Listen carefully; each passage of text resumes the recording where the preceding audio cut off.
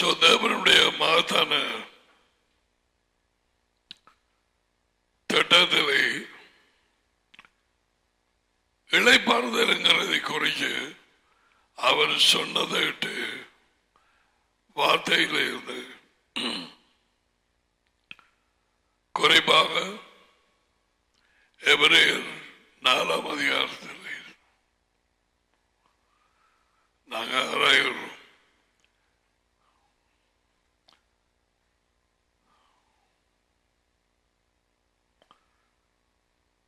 இந்த மிக முக்கியமான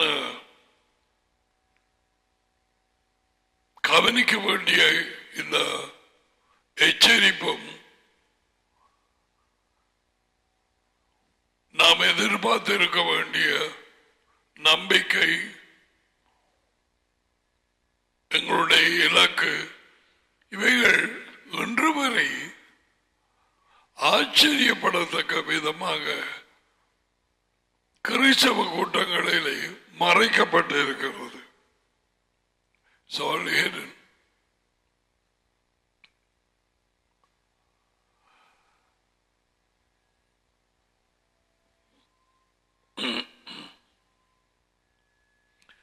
மறைக்கப்பட்டபடியால் எப்படியாக ஆயத்தப்பட வேண்டும், அதுக்குள்ளே பிரவேசிக்க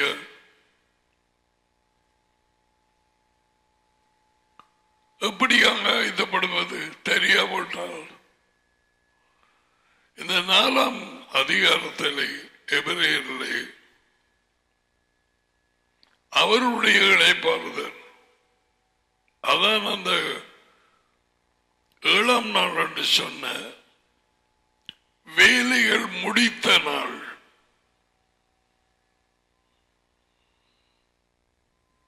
அவருடைய வேலைகள், நான் சொன்னான் அவர் ஓய்ந்திருந்தது களைப்பினால் அல்ல, அவருடைய திட்டம் முடிவடைந்து கடைசி கட்டத்துக்கு சிருஷ்டிப்பு முடிவடை அடைந்து அந்த குளோரியஸ் டே, மைமையின் நாள், மனமகிழ்ச்சியின் நாள், மனுஷனுடைய இறுதி அந்த திட்டத்துக்குள்ளே கொண்டு போக, அப்படிதான் 6ஆம் நாள் அவனை சிருஷ்டித்து ஆதாம அதுக்குள்ள கொண்டு போறதுக்கு, அந்த ஓய்வுக்குள்ளாங்க. ஓய்வுண்டா அப்படியே படுத்து கிடக்கிறது அல்ல,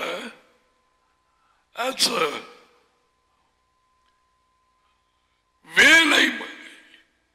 தேவன் சிருஷ்டிப்பின் வேலை முடிந்த மாதிரி இப்பொழுது பாருங்க, சகலதும் சரியான வேலையால் தானே நிரம்பி இருக்கு. பிரசங்கி சொன்ன மாதிரி முழுதும் உலகம் அனைத்தும்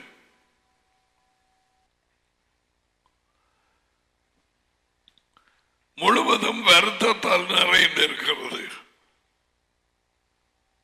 பிரசங்கி சொன்னபடி வருத்தத்தாலும் வேதனையினாலும், ஏன் பாவத்தினாலே அந்த ஓய்வுக்குள்ளே டாடியோடு தேவனோடு உள்ளே போகாமல் அவரோடு எவ்வளவு காலம் சஞ்சரித்தார்களோ தெரியாது. பாவத்தில் விழுவதற்கு முதல், விழுந்ததுக்கு பிறகு வெளியே வந்தார்கள். வித்தியாசமான வாழ்க்கை, வேதனை, இழைப்பு நிறைந்த வாழ்க்கைக்குள்ளாக they came out.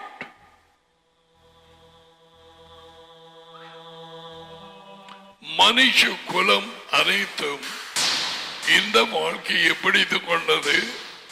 இதுதான் இயற்கை என்று நினைக்கிறது. It's a whole trouble.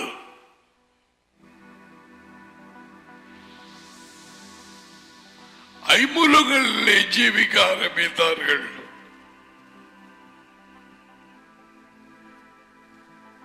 தேவனுடைய செயல்கள், தேவனுடைய பிரசன்னம், அவருடைய கலிகூறுதல், அவருடைய வழி எல்லாம் இழந்தவர்களாய்,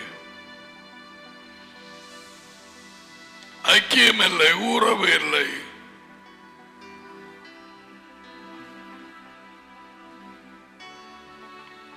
போலியாகி இந்த வாழ்க்கையை நீங்க என்ஜாய் பண்ண வேணும், இந்த வாழ்க்கையை பிடித்துக் கொள்ள வேணும், இந்த வாழ்க்கையில என்னென்ன காரியங்களை சாதிக்க வேணும் என்றெல்லாம் பேய்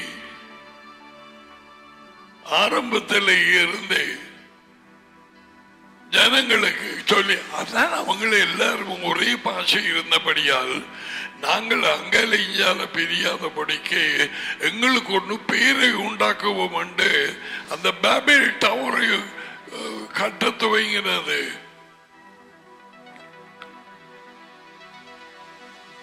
ஆரம்ப புத்தகம் 11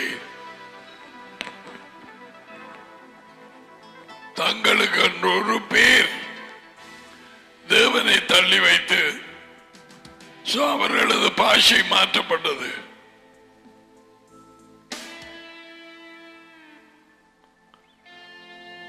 ஒருவர் காய்ச்சது ஒருவருக்கு விளங்கவில்லை.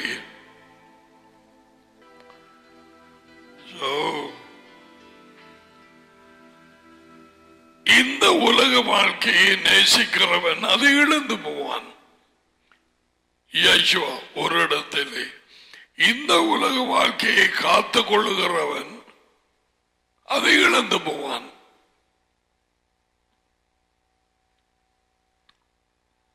இந்த வாழ்க்கையை ரட்சிக்க விரும்புகிறவன் அதை இழந்து போவான்.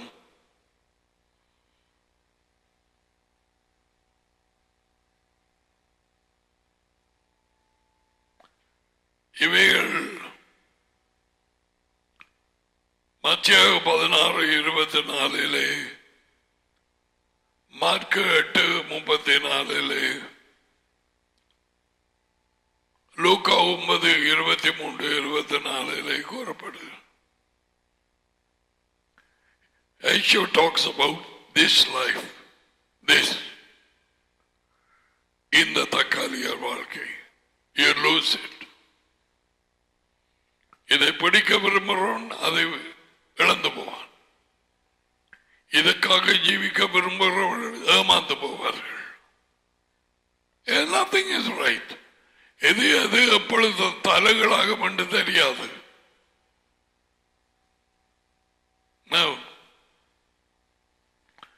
By the way, பூமி ஆச்சு என்று எல்லா இடங்களையும் தட்டு வந்து இப்ப அதை காணல.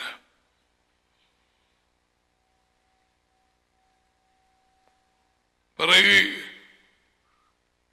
இந்த கொரோனா என்று சொல்லி கொரோனாட பேர் போய் அடுத்தடுத்து வேறு காரியங்கள் வந்தபடியாய் அல்பா, பீட்டா, கேமா,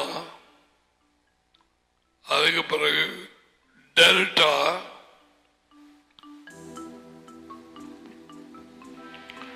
வேறு வேஷங்களை தரித்து இந்த வைரஸ்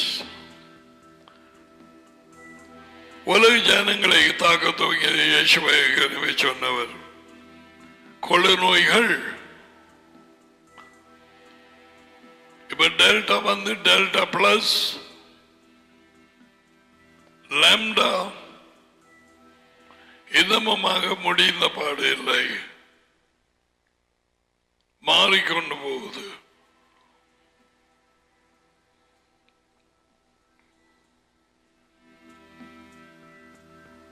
வேக்சின் எடுத்தவர்களும் ஒத்துவராமல் சாகிறார்கள், மற்றவர்களும் சாகிறார்கள்.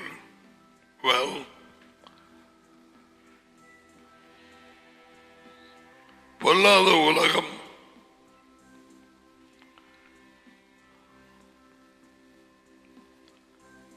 இளைப்பாறுதல் வர இருக்கும் ராஜ்யத்தின் வித்தியாசமான வாழ்க்கையின் காலகட்டம். தேவன் பூமிக்கு வந்து ஜனங்களோடு மத்தியிலே குடியிருந்து அவருக்காக காத்திருந்து பின்பற்றினவர்கள் ஆளுகை செய்வார். பிரவேசம் இங்கே பிரவேசிக்க தொடங்க வேண்டும். அது எத்தனை பேருக்கு தெரியும்?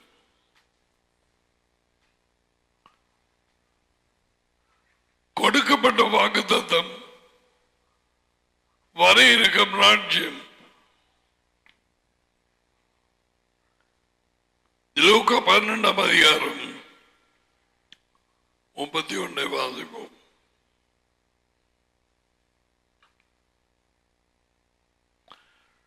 தேவனுடைய ராஜ்யத்தை தேடுங்கள், அப்பொழுது இவைகள் எல்லாம் உங்களுக்கு கூட கொடுக்கப்படும். மத்தேயுல வாய்ச்ச ஞாபகம் தானே. 32 பயப்படாதே சிறுமந்தை. ஏன் சிறுமந்தை? ராஜ்யத்துக்குள்ளே போகிறவர்கள் கொஞ்சம் பேர், அவருடைய ஆடு. நாளாந்தம் கீழ்ப்படிந்த அவருக்கு பின்னாலே போகும் ஆடுகள். இந்த வாழ்க்கையை பொறுத்து உண்மை வழியிலே நடக்கும் ஆடுகள். அவர் குரலை அறிந்திருக்க மாடுகள். அவர்களுக்கு தான் சிறுமந்தை என்று கூடப்படுகிறது. உங்களுக்கு ராஜ்யத்தை கொடுக்க. Nothing is said about heaven. மோட்சம் ஏதாவது இருக்கா? நானும் இடையிடையே இப்படி சொல்லுவது, யாருக்காவது ஒரு நேரத்தில் காதுகள் கண்கள் திறக்க மாட்டேன். உங்களுக்கு ராஜ்யத்தை கொடுப்பது உங்கள் டாடி பிரியமாக இருக்கிறார் கொடுக்க. Now the promise is the kingdom. வாக்குத்தத்தம் தேவனுடைய ராஜ்யம். வாக்குத்தத்தம் தேவனுடைய ராஜ்யத்தின் பிரவேசம். அதுதான் திரும்ப திரும்ப ஒவ்வொரு சொல்லாக கவனிக்கிறோம். எபிரேயர் 4 கேட்க காது உள்ளவன் கேட்பான். உண்மையுள்ளவன் என் குரலுக்கு செவி கொடுக்கிறான். இயேசுவா சொன்னார் யோவான் 18:37. கிறிஸ்தவர்கள் அல்ல, உண்மை உள்ளவன் அவனோ இயேசுவாவின் குரலுக்கு செவி கொடுப்பான். உன் கண் நல்லா பார்க்கட்டும். The problem is, உண்மை உள்ளவன் உண்டா?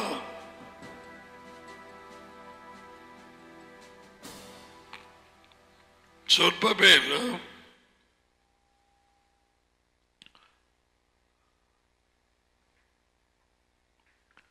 இளைப்பாறுதல், உட்பிரவேசம், வாக்குத்த ஒவ்வொரு சொல்லையும் பாருங்க. நமக்கு உண்டாயிருக்கிறது பிரவேசம். இப்பொழுது பிரவேசித்துக் கொண்டிருக்க வேண்டும். அதுக்குள்ளாக எத்தனையோ பேருக்கு இலக்கு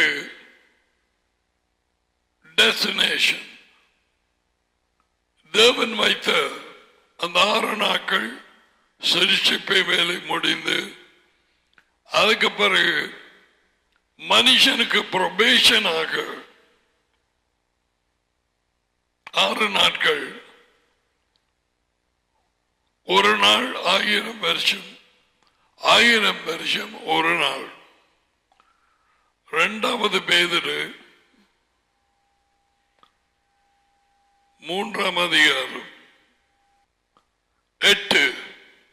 பிரியமானவர்களே,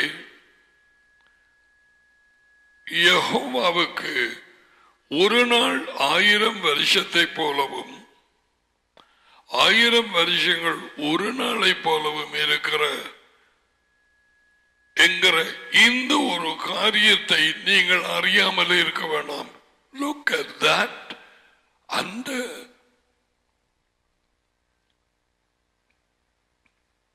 என்னென்று சொல்றது, ஆலோசனை, புத்திமதி, எச்சரிப்பு. பீட்டர் சொல்றான், இந்த ஒரு காரியத்தை நீங்கள் அறியாமல் இருக்க வேண்டாம். என்ன காரியம்? ஒரு நாள் 1000 வருஷத்தை போலவும் 1000 வருஷங்கள் ஒரு நாளை போலவும் இருக்கிற என்கிற இந்த ஒரு விஷயத்தை, காரியத்தை நீங்கள் அறியாமல் இருக்க வேண்டாம். கேள்வி கேட்போம், எத்தனை பேர் இதை தியானித்து இதை குறித்து சிந்தித்து யெகோவாவுக்கு படியாய் இருக்கிறது என்பதை அறிந்திருக்கிறார்கள்?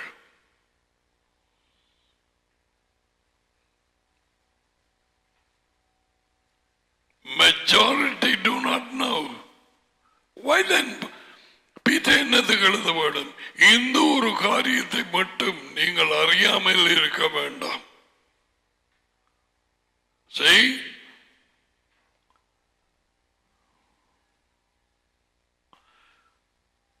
இதுக்கு பிறகு பாடல்கள் 90 அடங்கும். Psalm 90 90வது பாடல் 4வது பாட்டு. உமது பார்வைக்கு 1000 வருஷங்கள் நேற்று கழிந்த நாளை போலவும் இரவு வேளை ஒரு ராக்காலம் போகவும் இருக்கிறது.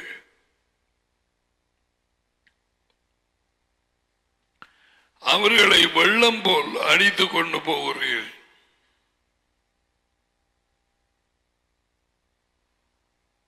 ஒரு 1000 வருஷம் இரவு கழிந்த ஒரு ராக்காலமாம். எங்களால யோசிக்க முடியுமா?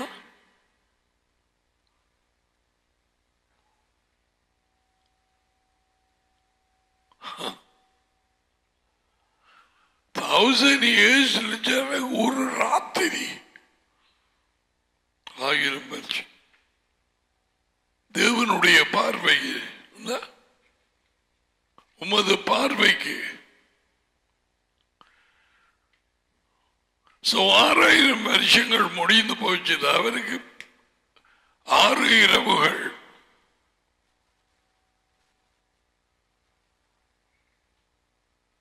அவருடைய மகத்தான திட்டத்தில் அவருக்கு கீழ்ப்படுகிற யாவருக்கும் இந்த கொடிய காலகட்டத்திலே இந்த விடுதலை கொடுத்து பூமியை அவரோடு ஆளுகை செய்யும் பாக்கியம் அந்த 7வது நாளுக்குள்ளே கொண்டு போகிறார். This is the plan.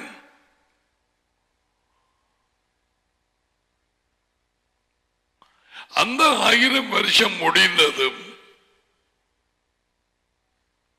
7000 வருஷம் மனுஷனுக்காக நியமித்த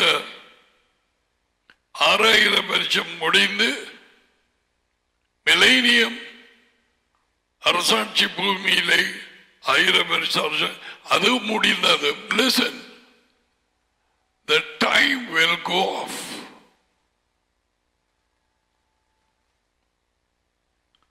நேரம் அதுக்கு பிறகு இல்லை. Eternity begins. நித்தியம், நித்திய ராஜ்யம். அந்த டைம்ல தான் 1 கொரிந்தியர் 15:24 படி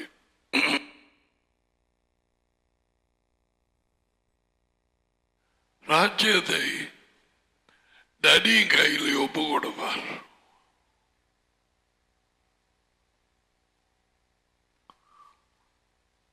He will hand over the kingdom. Daddy எல்லாரும் பெரியவராயிருக்கிறார். அதி உயர்ந்த ஒரே மெய்யான தேவன்.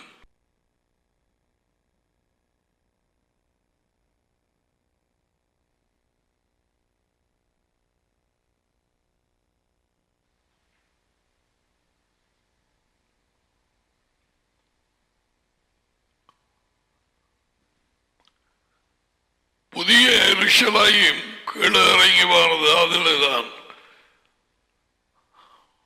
1000 வருஷ சாட்சி முடிந்ததுக்கு பிறகு புதிய வானம் புதிய பூமி எல்லாம் சிருஷ்டிக்கப்படுவது அதிலேதான்.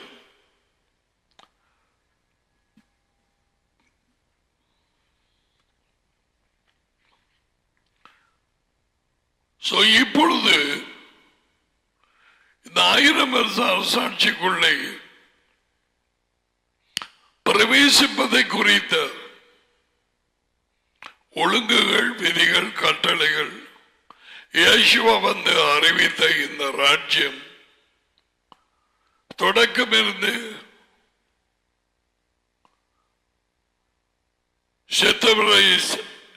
சித்திரவதை செய்யப்படும் மரத்தலை சாகுமாரி அறிவித்து படிப்பித்த எச்சரித்த வர இருக்கும் ராஜ்யம் இதுதான். தேவனுடைய ஆளுகை, தேவனுடைய அரசாங்கம், தேவனுடைய ராஜ்யம். எங்களுக்கு இது தெரியாது. ஒரு ராஜா ஆளுகை செய்வது பூமியிலே அநேக இடங்கள் இருக்குது. அங்கே ராஜாக்கள் ஆளுகை செய்கிறார்கள். Kingdom of Bahrain, Kingdom of Saudi Arabia, Cambodia, Kingdom of Thailand. Japan is also kingdom. Oh, I never knew that.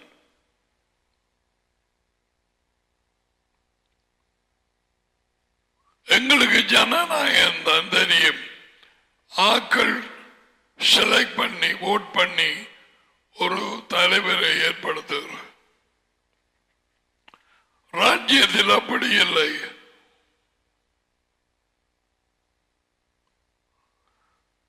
நாங்கள் தேர்தல் வச்சு ஓட் பண்ணி எங்களுக்கு ராஜ்யம் விளங்குறதில்லை. அட்லீஸ்ட் வெளிப்படுத்தல் கிடைக்காதவர்கள் விளக்கம் இல்லை.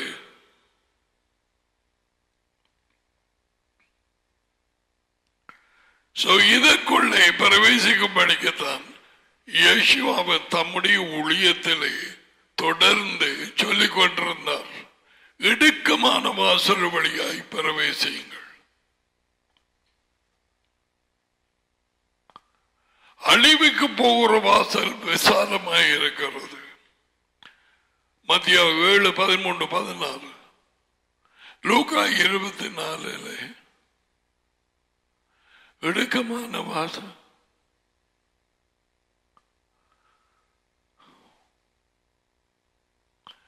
இடுக்கமான வாசல் வழியாய் உள்ளே போக பிரயாசப்படுங்கள்.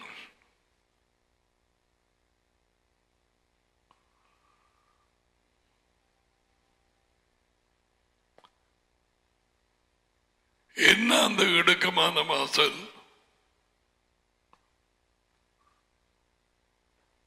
இவைகள் தெரியாமல் யாரு பிரயாசப்படுறது? ராஜ்யத்துக்குள்ளே பிரவேசிக்க வேண்டும் என்று தெரியாதவர்கள் எப்படி பிரயாசப்படுறது? முக்காவாசி ஜனமும், முக்காவாசி என்ன 75% இல்ல 98% ஜனம் பரலோகம் போக நினைக்குது, எண்ணிக்கொண்டிருக்குது. வெள்ளக்காரனும் கருவலும் பிரவுனும் ஆசியாவும் எல்லாரும், India, Sri Lanka, they are all dreaming about heaven. Not here, not in the Bible. இந்த நைசியாவில் வந்து பூந்த பரிசுத்தாவியங்கிற இல்ல பேய் டடியையும் மகனையும் ஒரு பக்கத்தில் ஒதுக்க, மறுதளிக்க, தான் தான் ஆளண்டு தன்னை பிடிச்சு கொள்ள அப்படியாய் படிபட்டு இருக்கிறவர்கள் அவர்கள் ராஜ்யத்தை குறித்து அறிந்து பிரவேசிப்பார்களா?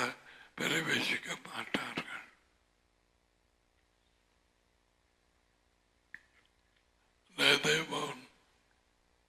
பரலோகம் போக நீங்கிறார்கள். எப்படி ராஜ்யத்துக்குள்ளே போவது? எதுக்குள்ள பிரவேசிக்க வேண்டும் என்று தெரியாதாக்கள் போயிடாது. சொல்ல போனால் எபிரேயர் 4ஆம் அதிகாரம் விளங்கப்படுத்தி கற்பிக்கப்பட்டது நான் கேள்விப்படவில்லை. எங்கே? இப்ப வெள்ளக்காரங்க கொஞ்சம் பேர் படிப்பிக்கிறாங்க ராஜ்யத்தை குறித்தோ அவருடைய இளைப்பாறுதலை குறித்தோ. ஒன்றுமே இல்லை. அந்த 7000 வருஷம் எருசலேமிலே ஒன்றுமே இல்லை.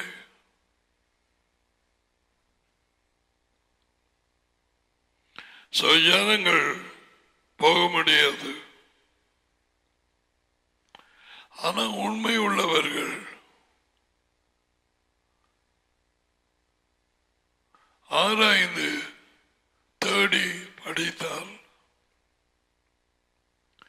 அதை உயர்ந்த தேவன் அதை காட்டிக் கொடுப்பார். அவருடைய இளைப்பாறுதலை பிரவேசிக்கிறது என்றால் ராஜ்யத்துக்குள்ளே பிரவேசிப்பது. மனுஷனுடைய பிரவேசன் நாட்கள் முடிந்து பூமியிலே நிலைநாட்டப்படும் அந்த ராஜ்யம் அதுக்குள்ளே அவரோடு ஆளுகை செய்வது. வாக்குத்தத்தம் வந்து வர இருக்கும் ராஜ்யம் உண்மை இல்லாதவர்களுக்கு எப்படியான வெளிப்படுத்துதல் தேவையில்லை.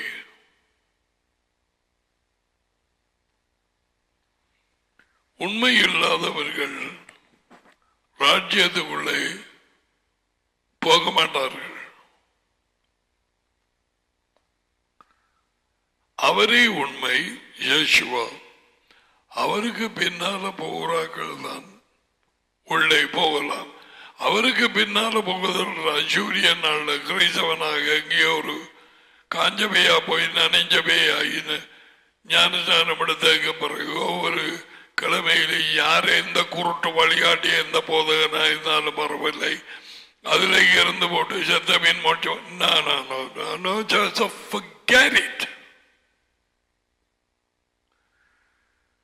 Forget it. உங்களில் அடையாதவனாக எதை உள்ள போகாமல் காணப்படாதவனாக ராஜ்யத்துக்குள்ளே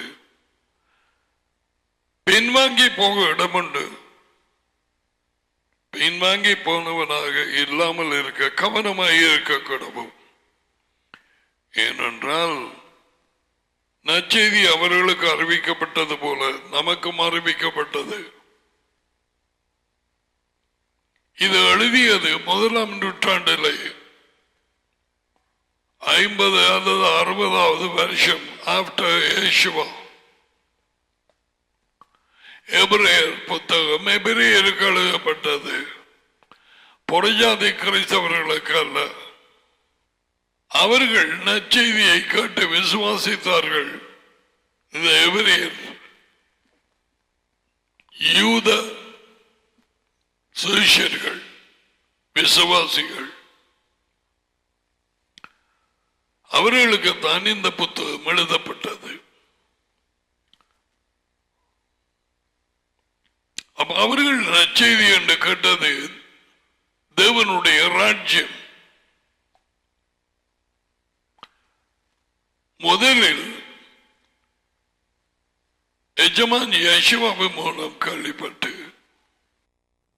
பின்பு அப்போஸ்தலர் மூலமாய் கேள்விப்பட்டார்கள். யேசுவின் மூலம் கேள்விப்படாதவர்கள் அப்போஸ்தலர் மூலமாய் கேள்விப்பட்டு அநேக ஆசாரியர்களும் விசுவாசத்துக்குள்ளாய் வந்தார்கள்.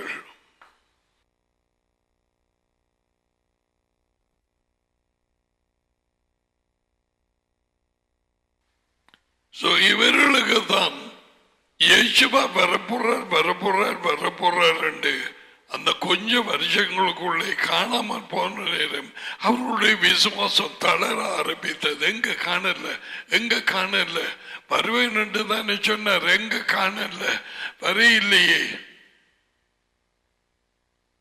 அப்ப அவர்களுக்கு விசுவாசம் தளர்ந்து போக, பவுலும் நினைச்சவன் தண்ட நாட்களுக்குள்ள வர போறாரு. அதான் முடிவு காலத்தின் கடைசி நாட்களில் ஜெபிக்கிறவங்களுக்கு கண்டு போட்டிருக்குது.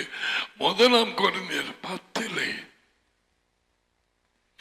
எச்சரிப்பு உண்டாக எழுதப்பட்டிருக்கிறது என்று. எல்லாரும் அப்படி நினைத்தார்கள். ஆனால் இங்கே தேவ திட்டத்தின்படிக்கு மனுஷன் சிருஷ்டிக்கப்பட்டதில்லை இருந்து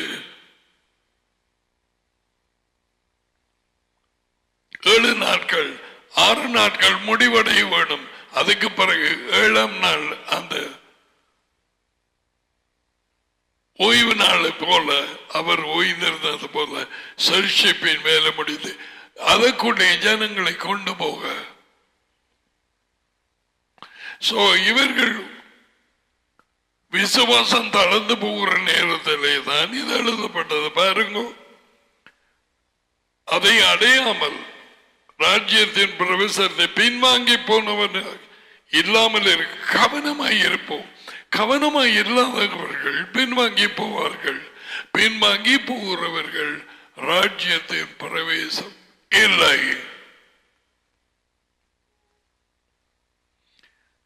இயேசுவோடு பூமியிலே ராஜ்யத்திலே அரசாள முடியாது. இதுக்குத்தான் கவனமாய் இருக்க கடவுள் என்று போட்டிருக்கிறது. ஜனங்கள் எச்சரிக்கப்படுகிறார்கள். வாலிபர்கள்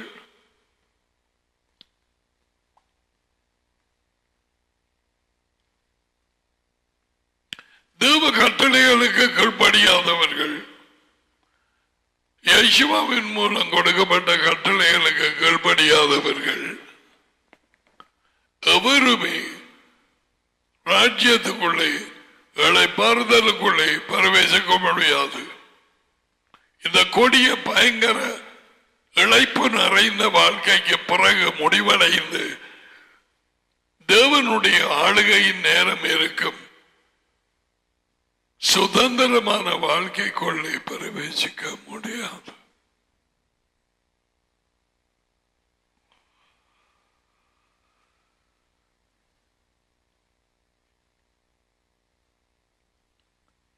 நற்செய்தி அவர்களுக்கு அறிவிக்கப்பட்டது. இஸ்ரேல் ஜனத்துக்கு பாலும் தேலும் வழிந்தோடுகிற தேசத்துக்கு கொண்டு போகிறேன். இந்த அடிமைத்தன ஜீவியம் வேண்டாம். இந்த அடிமைத்தன ஜீவியம் தான் இப்போதைய எங்களுக்கு இந்த தற்காலிக இந்த மாமிசத்தையும் இரத்தத்தையும் உடைய இந்த ஜீவியம். அவர்கள் எகிப்திலே அடிமைத்தன இந்த வாழ்க்கை, எகிப்து உலகம், பார்வோன் பேய், இந்த வாழ்க்கை தான் இப்போதைய தற்காலிக வாழ்க்கை. இதை விட்டு பாலும் தேலும் வளைந்து விடுகிற தேசத்துக்கு உங்களை கொண்டு போகிறேன்.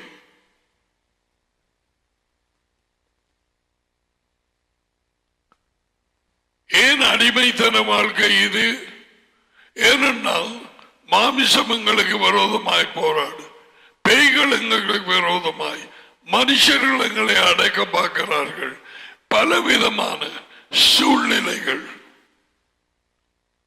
எல்லாமே எங்களை கட்டுக்களுக்குள்ளாக போட. The final kingdom rule, கடைசியாக வர இருக்கும் இந்த ராஜ்யத்தின் ஆளுகை பூமியிலே, அந்த தேவ திட்டத்தின் 1000 வருஷ அரசாட்சி அவருடைய திட்டம். முடிவடைந்து அதன் பின்பு நித்திய ராஜ்யம் ஆரம்பிக்கும்.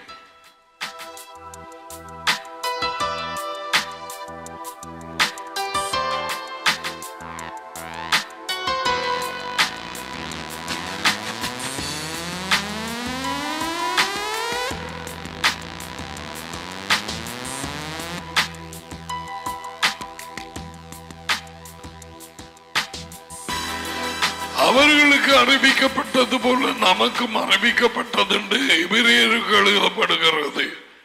அந்த வார்த்தையை எங்களுக்கு எடுத்தா இப்ப அவங்களுக்கு எபிரேயர் நற்செய்தி ராஜ்யத்தை கேட்டார்கள் அப்போஸ்தலர் மூலமாக. இங்கு ராஜ்யம் அறிவிக்கப்படுகிறதா? பூமியிலே கிறிஸ்தவர்களுக்கு உள்ளே போக வேண்டிய ஒரு ராஜ்யம் இருக்கிறது. நோ, அவர்களுக்கு மோட்சத்தை குறையும். மோட்சம் தான் ராஜ்யம்.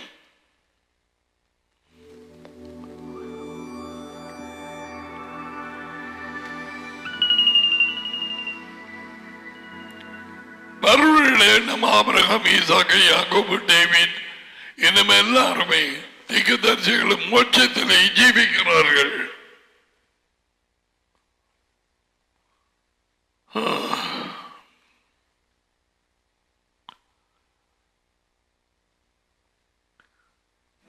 நற்செய்தியை விசுவாசம் இல்லாமல் கேட்டவர்கள்,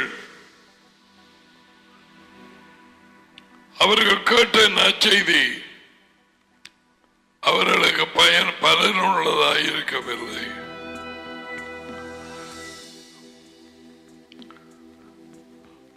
விசுவாசித்த நாமோ அந்த இளைப்பாறுதலுக்குள்ளே பிரவேசிக்கிறோம். விசுவாசம் இல்லாமல் உள்ளே போக முடியாது. நீ கிறிஸ்தவன் என்ற மண்டபத்துக்குள்ள இருந்தா காணாது, அல்லது இந்த வார்த்தையை கேட்டு நோட்ஸ் எடுத்த காணாது. வாலிப பிள்ளைகள் விசுவாசிக்கிறது என்று சொன்னால் வார்த்தைக்கு கீழ்ப்படுகிறது.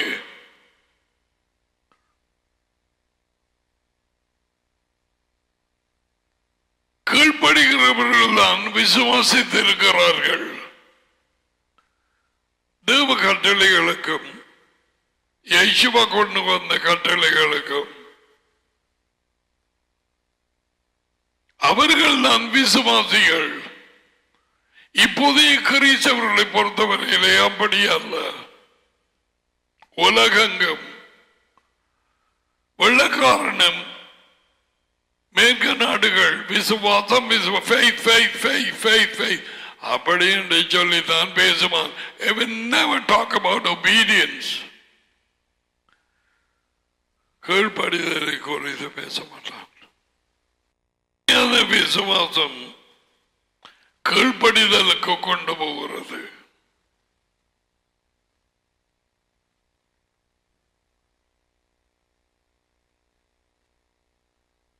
கீழ்ப்படியாத ஒருவரையும் அவர் அறிய மாட்டார். அது செய்தேன், இது செய்தேன், அப்படி செய்தேன், இப்படி செய்தேன், பேய் துரத்தினேன் அப்படி என்று சொன்னால் அவர் என்ன சொல்லுவாராம்?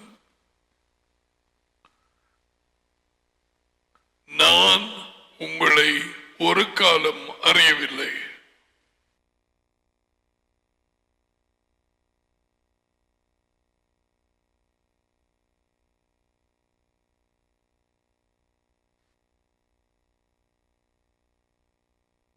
இதை கேட்கவே சாதாரண கிறிஸ்தவர்கள் உலகங்க பெரும்பாலானவர்கள் உள்ளே பழையான ஆவியை கொண்டு இருக்கிறபடியால் சூறி எழும்புவார்கள்.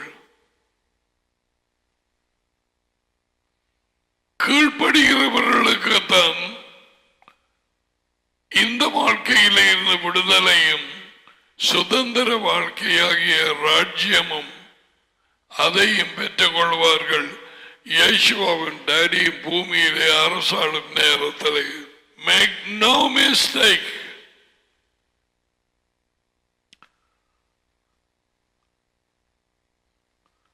ஒரு தடவை இயேசுவ தம்மையை பாவங்களுக்காக ஒப்புக் கொடுத்து தமக்கு கீழ்ப்படுகிறவர்களுக்கு ரட்சிப்பை கொடுக்க நித்தியத்துக்குமான அதிபதியானார்.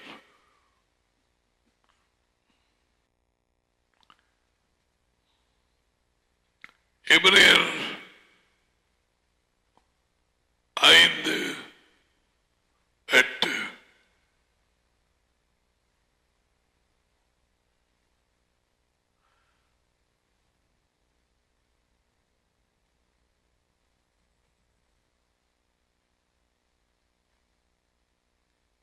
9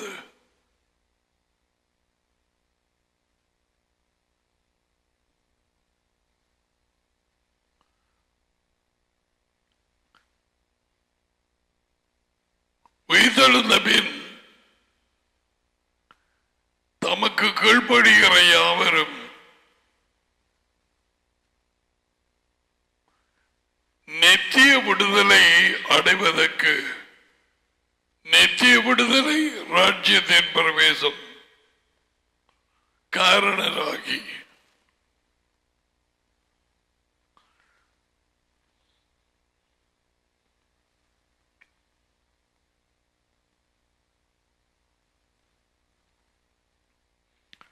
விசுவாசியாதவர்களை குறித்தும் கீழ்ப்படியாதவர்களை குறித்தும் அது உயர்ந்த தேவன் பேசும் நேரத்தில் அவர்களோடு கோபமாயிருந்தார்.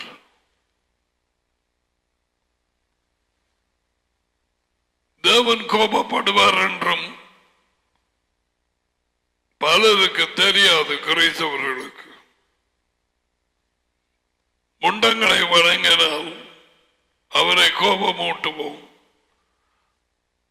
முண்டங்கள் சொருபங்கள் கல்லால் மண்ணால் செய்யப்பட்டதா இருக்கலாம், அல்லது ஒரு பொருளா செய்கிற விக்கிரகம்,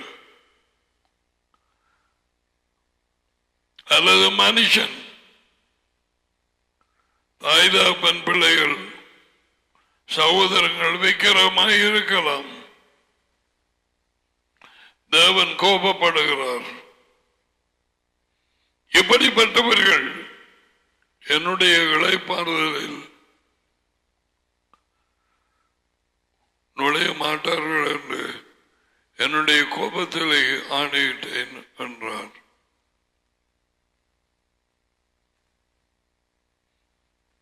அவருடைய செயல்கள் உலகம் தோன்றிய காலத்திலேயே முடிந்திருந்தும் இப்படி சொன்னார்.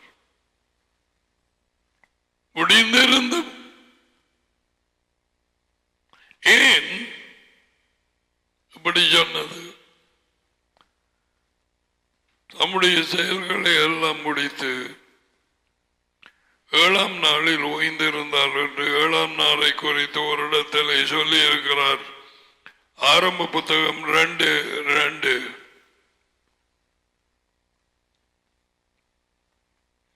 அன்றையும் அவர்கள் என்னுடைய இளைப்பாறுதல் நுழைய மாட்டார்கள். அந்த இடத்திலே தான் சொல்லி இருக்கிறார்.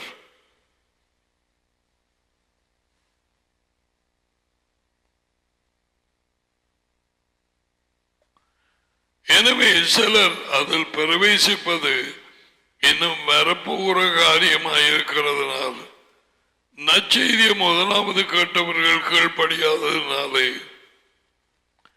அதில் நுழையாமல் போறதுனாலும், இன்று அவருடைய குரல்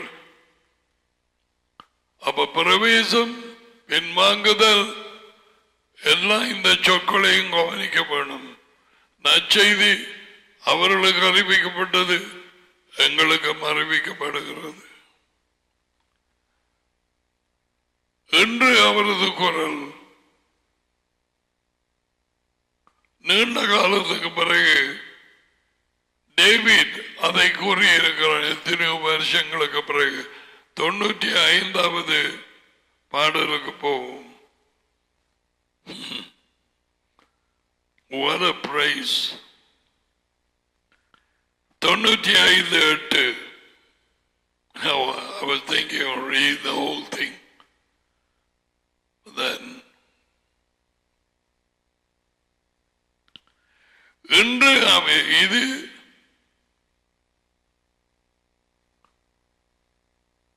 வனாந்தரத்தில் நடந்த சம்பவங்கள் எத்தனையோ காலத்துக்கு பிறகு, வருஷங்களுக்கு பிறகு டேவிட் இதை எழுதுகிறான். என்று அவரது குரலை கேட்பீர்கள் என்றால், வனாந்தரத்தை கோபமூட்டின போதும் சோதனை நாளிலும் நடந்தது போலவும் உங்களுடைய இருதயத்தை கடினப்படுத்தாருங்கள்.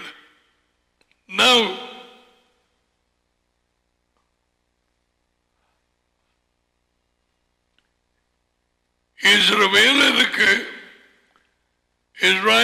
அந்த சம்பவம் நடந்த எத்தனையோ வருஷங்களுக்கு பிறகு டேவிட் இதை எழுதுகிறான். எங்களுக்கு எச்சரிப்பாக, டேவிடுக்கு பிறகு வந்த ஜனங்களுக்கு எச்சரிப்பாக.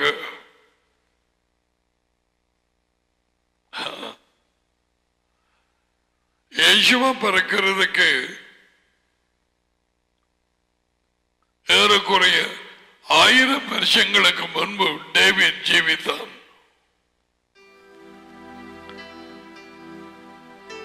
என்று அவரது குரலை கேட்பீர்கள் என்றால், வனாந்தரத்தில் கோபம் ஊட்டின போதும் சோதனை நாளிலும் நடந்த போலும் உங்களுடைய இருதயங்களை கடினப்படுத்தாதிருங்கள். அங்கே உங்களுடைய முற்பிதாக்கள் என்னை சோதித்து, என்னை பரீட்சை பார்த்து, ஏன் சோதித்து பரீட்சை பார்த்து? சூழ்நிலைகள் மாறும் நேரத்திலே அவர்கள் விசுவாச ஜீவியம் ஜீவிக்கவில்லை. செங்கடலை பிளந்தவரை நம்பவில்லை. பார்வோன் கையில் இருந்து விடுதலை கொடுத்தவர்களை நம்பவில்லை. கொடுத்தவரை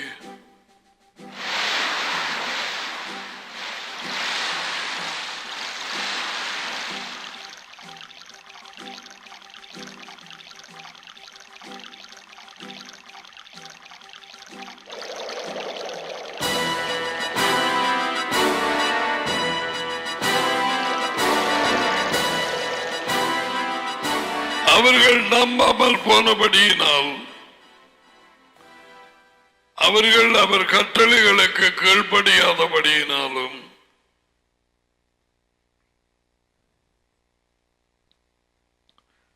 என்னுடைய செயல்களை கண்டார்கள். 40 வருஷமாய் அந்த சந்ததியின் மேல் கோபமாய் இருந்து, இந்த சந்ததி என்று சொல்லப்படுகிறது இப்போதே கிறிஸ்தவர்களுக்கு வருமா?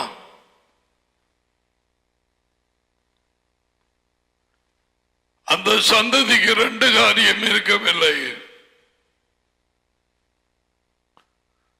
ஜீவனுள்ள தேவன் இல்லை, விசுவாசம் இருக்கவில்லை. அவர் கட்டளைகளுக்கு கீழ்ப்படியும் வாழ்க்கை இருக்கவில்லை.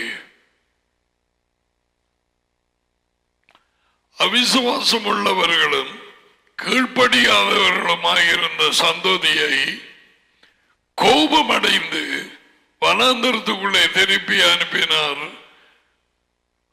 ராஜ்யத்துக்கு நடுலான கானான் தேசத்துக்குள்ளே போக விடாது. ஏன் இந்த எச்சரிப்பு?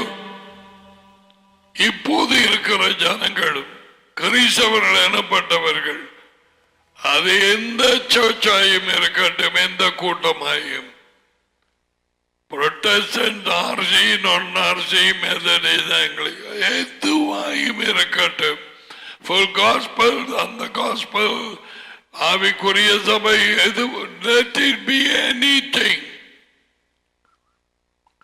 விசுவாசியாதவர்கள் நாளாந்தம் அவருடைய கட்டளைகளுக்கு கீழ்ப்படியாதவர்கள், உண்மையில் நடக்காதவர்கள், இயேசுவா கொண்டு வந்த கட்டளைகள் 100க்கு மேல் என்ன நாங்க முடிக்க இல்லை. அவர் குரலுக்கு செவி கொடுத்து கீழ்ப்படிவது, அந்த வந்தோடனே இங்கால வந்துட்டோம் எபிரேயர் புத்தகத்துக்கு. ஏன் இன்று அவரது குரலை கேட்பாயாக. அவர் குரல் வார்த்தையிலே வனாந்தரத்திலே ஞாபகமா அந்த சந்ததி என்னை கோபமூட்டினார்கள், என்னை பரீட்சை பார்த்தார்கள், என்னை சோதித்தார்கள். நான் அவர்களோடு கோபமாயிருந்தேன், கட்டுங்கோபமாய். ஆகையால் இந்த சனம் நான் கொண்டு வந்த சனம், எகிப்திலே இருந்து விடுதலை கொடுத்த சனம், செங்கடலுக்கூடாக ஞானஸ்நானம் பெற்ற சனம், ஒரே மன்னாவை சாப்பிட்ட சனம், ஒரே ஞானபானத்தை குடித்த சனம், தண்ணீரை கண்மலை அவர்களை தொடர்ந்தது இயேசுவா இயேசுகிறது. இந்த சனம் இவர்களை ராஜ்யத்துக்குள்ளே போகப்பட மாட்டேன். அவர்கள் வனாந்தரத்துக்குள்ளாக திருப்பப்பட்டார்கள். எவ்வளவு லேசா விளங்குறிப்ப.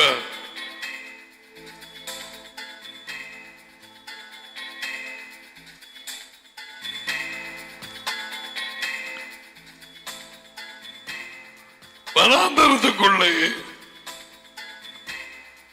மோசே மட்டும்தான் பாஸ்டராக இருந்தார்.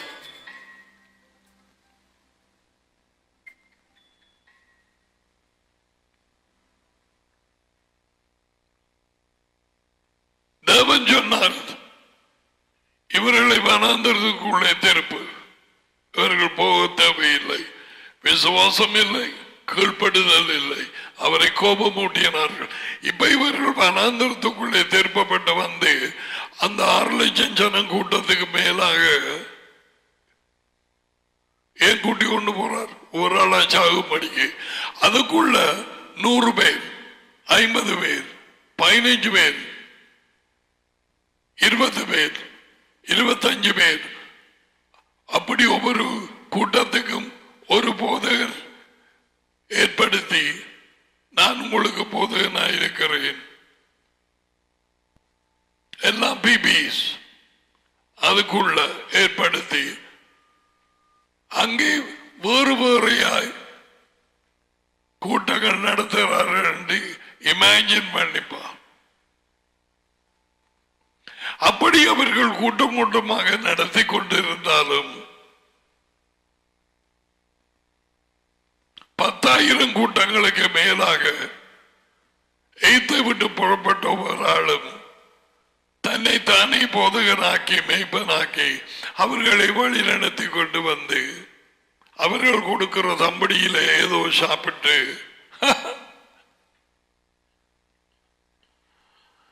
எவ்வளவு சொல்லு, எங்கே போக காத்திருக்கிறார்கள்? ஒரு இடமும் இல்லை.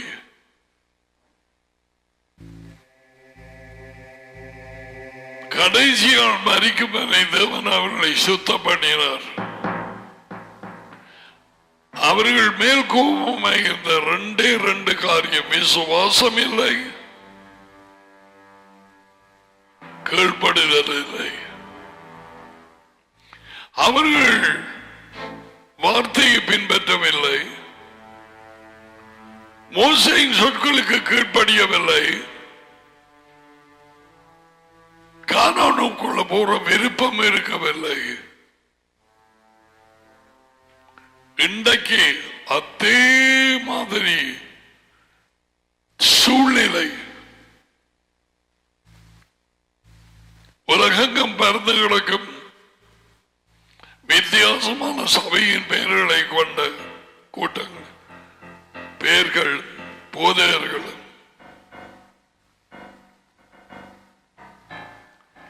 Where are they going?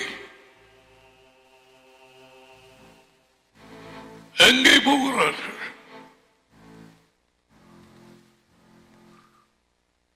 தேவன் சொன்னார்,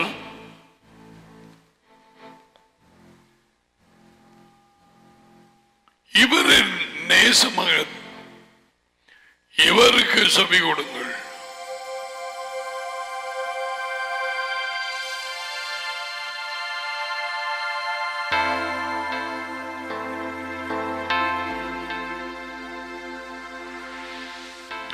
இந்த வார்த்தை உயிர்த்தெழும்பிய யெகோவாவுக்கு அவன் இடத்தை எடுத்திருக்கிறது. இந்த வார்த்தை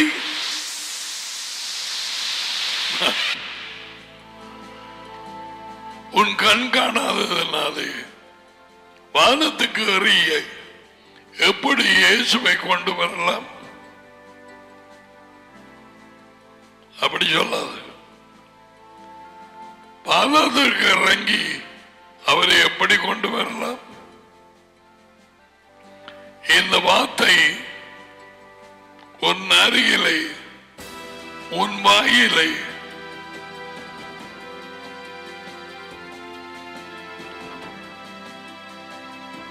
அவருக்கு செவி கொடுங்கள் என்றால் இவருக்கு செவி கொடுக்க வேண்டும்.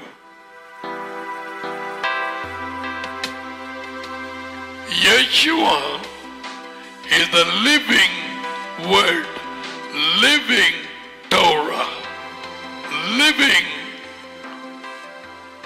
truth. ஜீவிக்கும் கட்டளைகள், ஜீவிக்கும் உண்மை. அவரே அவருக்கு பின்னால போறது இல்லை, வார்த்தைக்கு பின்னால போறது. பின்னால போறது கீழ்படுகிறது. கீழ்படியாத எவருமே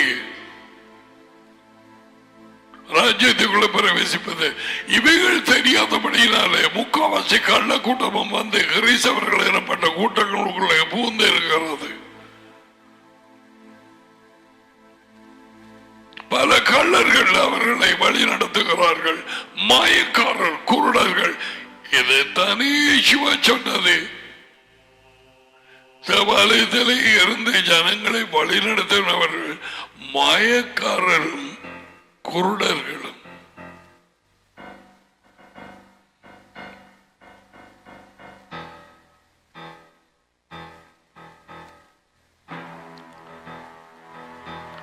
ஜனங்களுக்கு அறிவில்லை.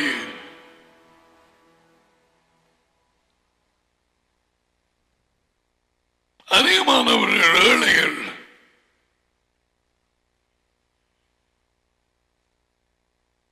ஆனால் உண்மையை அறிய விரும்புகிறவர்களுக்கு கட்டாயம் அறிவிப்பார்.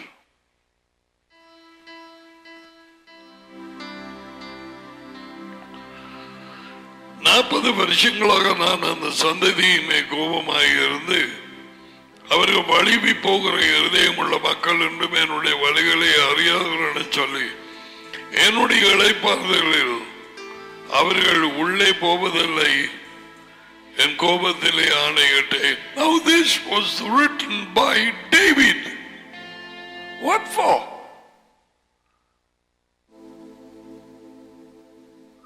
ஏற்கனவேதானே நடந்தாச்சது.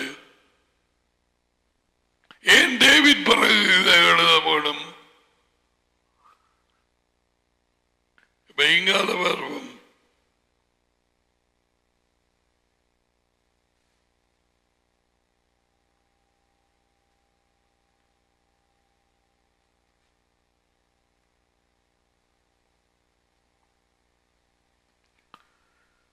எபிரேயர் 4:6.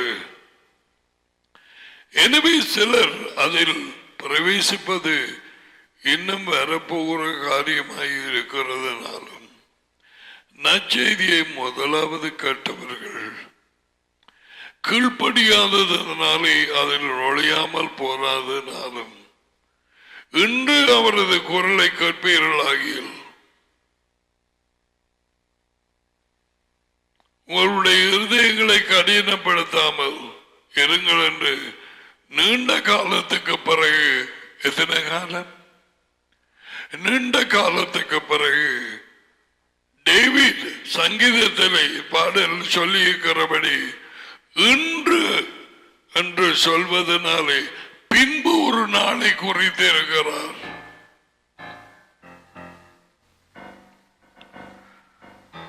யோசுவா அவர்களை இளைப்பாறுதலுக்குள் நடத்தி இருந்தால் மற்றொரு நாளை குறித்து சொல்லி இருக்க மாட்டாரே. யோசுவா அவர்களை இளைப்பாறுதலுக்கு நடத்தவில்லை. யோசுவா கொண்டு போனது கானானுக்குள்ளே, எகிப்தின் அடிமைத்தனத்தை விட்டு கானானுக்குள்ளே.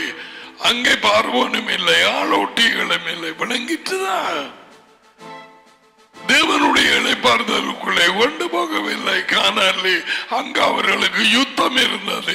அங்கு நாடுகளை கைப்பற்ற வேண்டி இருந்தது. எதிரிகளை கானானியரை கலைக்க வேண்டி இருந்தது.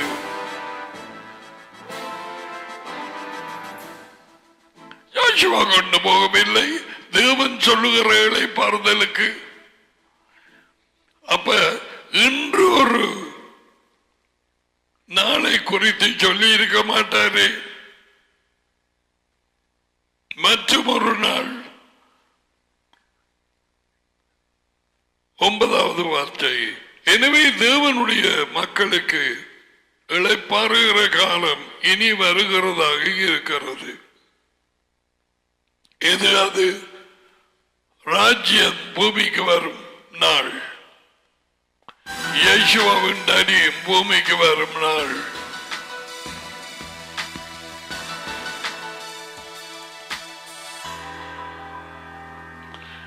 அவருடைய இளைப்பாறுதலில் நுழைந்தவன் இது சாவையோ அதை இதையோ குறித்து சொல்ல இல்லை. அவருடைய ராஜ்யத்தின் வாழ்க்கைக்கு உள்ளே நுழைந்தவன். இனி யாரும் நுழையவில்லை. ஆபிரகாம், ஈசாக்கு, யாக்கோபு, டேவிட், ஏசாயா, ஏன் இன்னும் பூமிக்கு அந்த இது வரவில்லை. அந்த காலகட்டம், அந்த திட்டம், the plan of Elohim இன்னும் வரவில்லை. இப்பொழுது இந்த வாழ்க்கையிலே விசுவாச ஜீவியத்தினாலும் கீழ்ப்படிதலினாலும் அதுக்குள்ளே நுழையலாம், அதை ருசிக்கலாம். நாளாந்தம்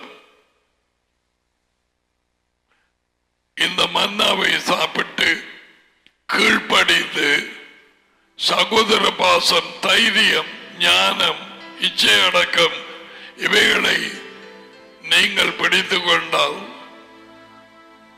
விசாலமான ஒரு வழி உங்களுக்கு திறக்கப்படும். ராஜ்யத்தின் பிரவேசத்துக்கு அதுதான் அழைப்பு.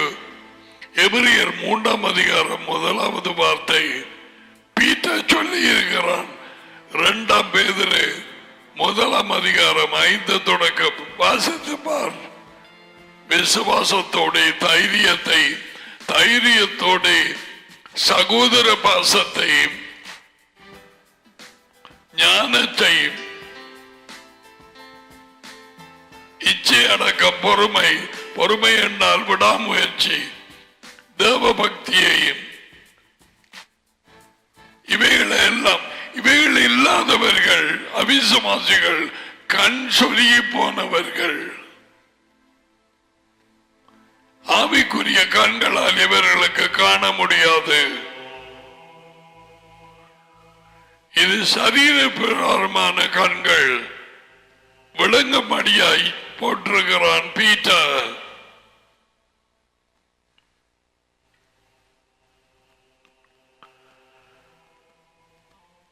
எங்க கொண்டு போய் முடிக்கிறான் பீட்டர்? ராஜ்யத்தின் பிரவேசத்துக்குள்ளே. இதை மிஸ் பண்றார்கள்.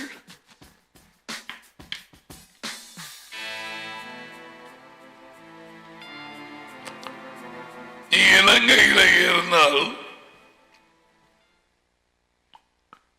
கிழக்கு பிராந்தியத்தில் இருந்து கொழும்புக்கு போறாய் என்று வை. அந்த பாதையிலே சரியான இதிலே இறங்க வேணும். போகுமிடங்கள்ல கொழுங்குகள் இருக்கு, கட்டளைகள் இருக்கு. எல்லாத்தையும் அவன் பிடிச்சி அடைச்சு வைப்பான். அதையும் அடிச்சு போட்டு ஓடின்னு நீ என்டா கார்ல.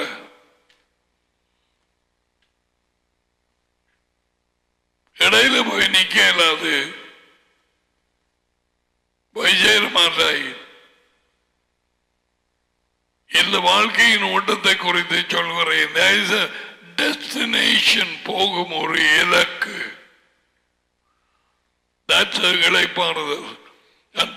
David is warning. இன்று அவரது குரல். யார் குரலை நாங்கள் கேட்பது? இயேசுவது மெஷாயா, அவரை உயிர்த்தெழுப்பின மெஷாயா. அவரது குரல் வார்த்தையிலே இருக்குது.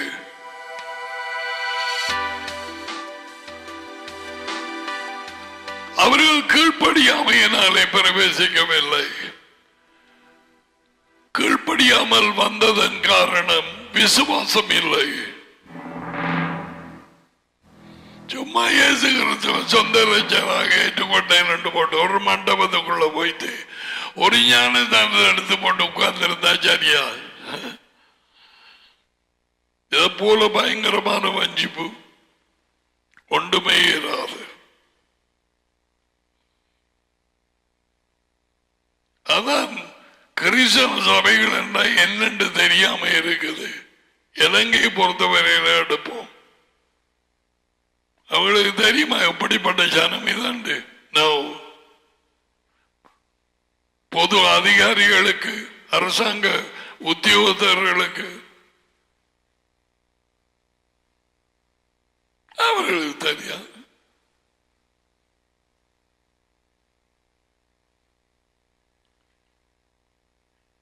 ஒரு போதகர் என்னமோ குறிச்சு போய் சொல்லி அவனை பற்றி ஒரு சட்டத்தரணிட்டு சொன்ன, இவனா விடுங்கோ கதைக்க வேண்டிய படுகாளர். எப்படியான அபிப்பிராயம் வச்சிருக்கிறார்கள்?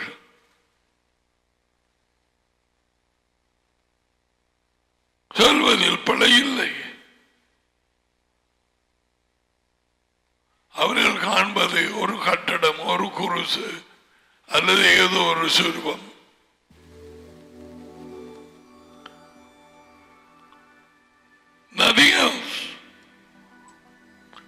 நீ விசுவாச ஜீவியம் ஜீவிக்கிறாயா? நாளாந்தம் விசுவாசத்தை செயலிலே போடுகிறாயா? அவர் கட்டளைகளுக்கு கீழ்ப்படிந்து நடக்கிறாயா?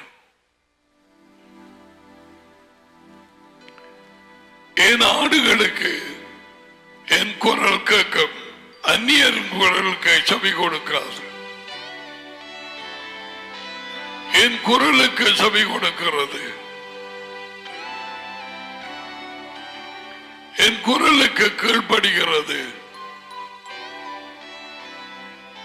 கீழ்ப்படி மாடிகளைத்தான் அவர் அறிந்திருக்கிறார்.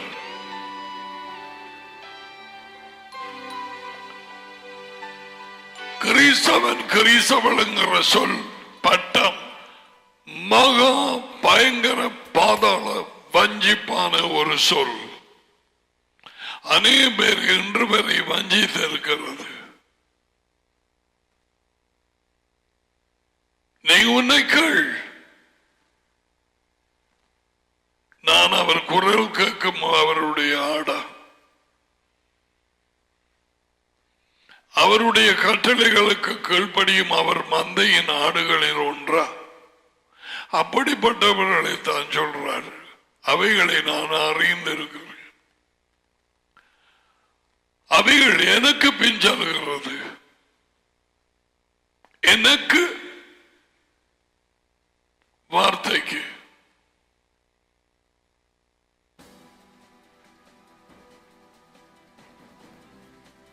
இனிமேல் வார காலத்தில்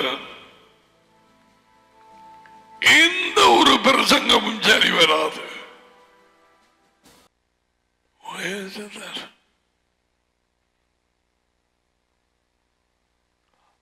அவர் பார்க்கிறது அவரண்டை சேருகிறவர்களுக்கு விசுவாசம் இருக்கிறதா? எபிரேயர் 11:6. என் கட்டளைகளுக்கு கீழ்ப்படுகிறார்களா? அதுதான் உடன்படிக்கை. அதுக்குத்தான் எகிப்திலே இருந்து கிறுகிறண்டு கொண்டு போகாம நிப்பாட்டினவர். உடன்படிக்கை பண்ண எங்க சீனாய் மலையில் அடிவாரத்தில் அந்த மலை அடியில ஒருவரும் கிட்ட போகலாது, மாடுகளும் கிட்ட போகலாது. கவனி, கொஞ்சம் கவனி. அந்த மலை 2 தரக்கா சொன்னார், மோசஸ் கிட்ட வரப்படாது, இறங்கி போய் சொல்லு. நீ சொன்னதை நான் சொல்லிட்டேன், இறங்கி போ. 2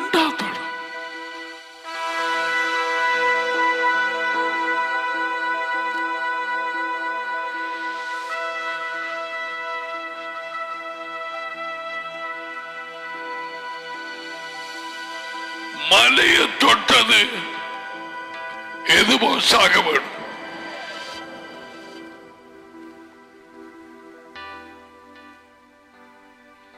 அவர் உடன்படிக்கை பண்ணினார். அவருக்கு பயப்படும்படி அந்த விதமாக வந்து இறங்கினார்.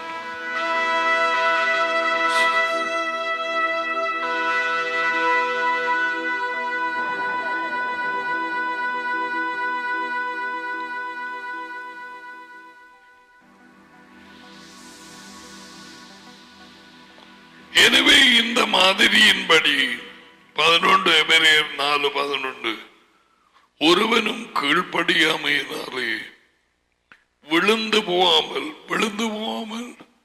உட்பிரவேசிக்க முடியாமல் இருக்க நாம் இந்த இளைப்பாறுதலில் தேவனுடைய திட்டம் ராஜ்யத்துக்குள்ளே நுழைய கவனமாயிருப்போம். திரும்பியும்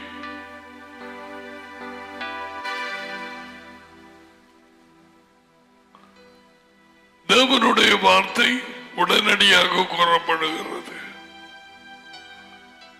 இந்த வார்த்தைக்கு கீழ்ப்படிதலின் மூலமாக எபிரேயர் 4:12 அதுக்குள்ளே போகலாம். நோட்ஸ் எடுத்து காணாது, கலர் பண்ணி காணாது, பாடமாக்கி காணாது, தியானம் பண்ணி காணாது. கீழ்ப்படியவன் obedience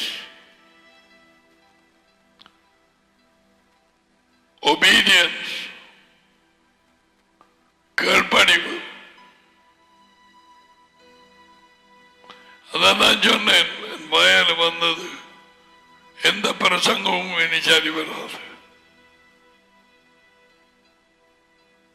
No.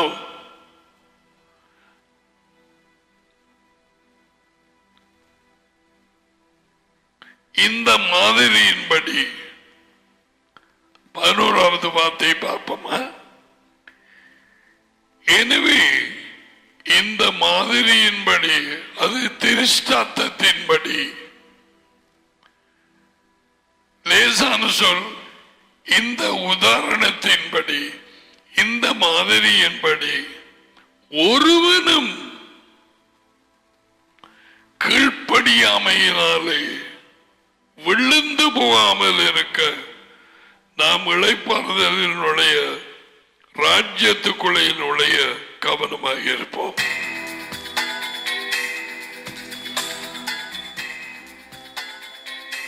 I believe இப்போதைக்கு அவடத்துல எபிரேயர் 4 நிப்பாட்டி we'll go back listening to his voice. அங்கே இருந்தால் இங்கால வந்தோம். அவர் குரலுக்கு சபை கொடுக்கிற அந்த கட்டளை நீ அங்கால இயேசுவின் கட்டளைகளுக்கு தொடர்ந்து போகலாம் என்று அவரது குரலை காப்பாயாகி, யார் குரல்? இயேசுவா, மெசியாவின் குரல். அவருக்கு செவி கொடுங்கள், அவருக்கு செவி கொடுங்கள், அவருக்கு செவி கொடுங்கள். செவி கொடுங்கள் என்றா கீழ்ப்படியுங்கள், அவருக்கு கீழ்ப்படியுங்கள். அவர் வழி, வார்த்தை, உண்மை, ஆலோசனை, கற்பித்தல், போதனை, கட்டளை, அவ்வளவுதான். அவர்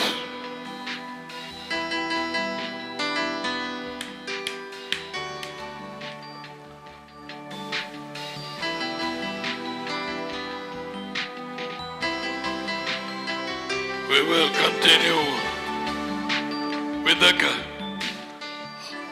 commandments of Yeshua. அந்த இன்று அவரது குரல் இன்றைக்கும் கொடுக்கப்படுகிற இந்த செய்தி, அவரது குரல், அவரது வார்த்தை உள்ளே நுழைவது பற்றிய எச்சரிப்பு.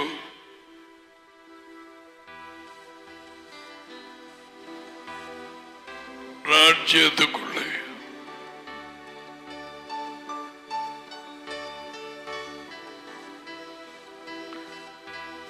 receive the blessing, Yabreka, Yehovah, Vashmareka. Yagir Yehovah, Panaveleka, Beonika. Is a Yehovah, Panavel. Eliaka, Vazamika, Shalom. Jehovah உங்களை ஆசீர்வதித்து உங்களை காப்பார். யெகோவா உங்கள் மேல் தமது முகத்தை பிரகாசிக்க செய்து உங்களோடு கிருபையாக இருப்பார். யெகோவா தமது முகத்தை உங்கள் பக்கமாய் திருப்பி உங்களுக்கு சமாதானம் கொடுப்பார். யெகோவாவின் பேரில் இந்த ஆசீர்வாதங்களோடு மேல் வந்து உங்கள் மேல் பாதிப்பதால்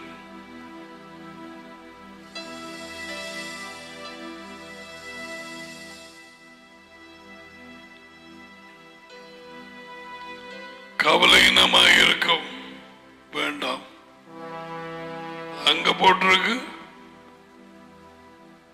கவனமாக இருப்போம்.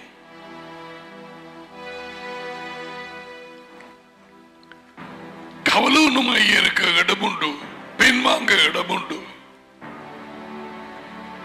இவ்வளவு பெரிதான விடுதலை குறித்து, ரட்சிப்பை குறித்து கவலையற்று இருந்தால் ரட்சிப்பு ராஜ்யத்தின் பிரவேசம். ஏனென்றால் ஒன்றில் ராஜ்யத்துக்குள்ளே அல்லது ராஜ்யத்துக்கு வெளியிலே, ஒன்றில் முதலாவது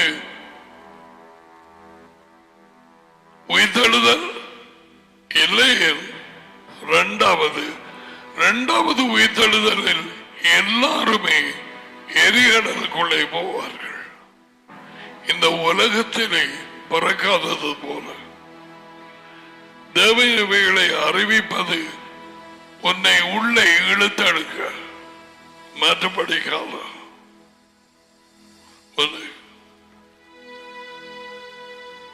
ஓகே. மனம் திருப்பு, கோபிச்சு கொண்டு மூடி மறைச்சு கொண்டு தெரியாத பரிசெயல் கூட்டம் மாதிரி மந்திரவாத ஜபம் பண்ணி